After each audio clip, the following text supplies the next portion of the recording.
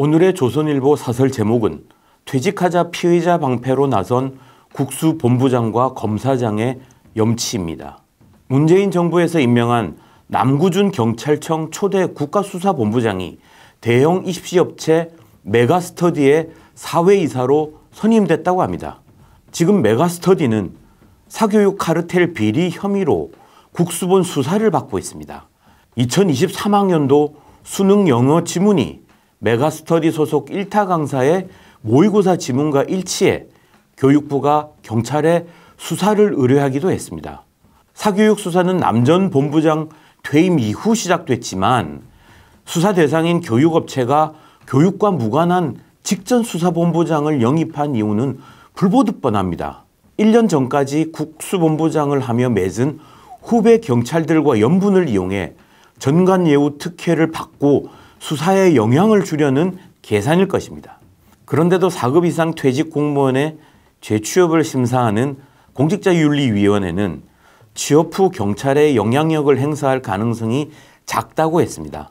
전관예우 허가장을 내준 것입니다. 조국 혁신당 비례대표 1번 박은정 후보 남편인 이종근 변호사는 부장검사를 하던 2016년 코인업체 회장과 부회장을 다단계 사기 혐의로 구속 기소했습니다. 대법원 유죄 확정까지 이끌어냈습니다.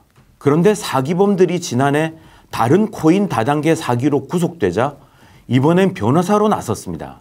그는 아무런 법적 문제가 없다고 했습니다. 검사로 수사했던 동일 사건을 수임하면 불법이지만 동일 피해자를 변호하면 합법이라는 주장입니다.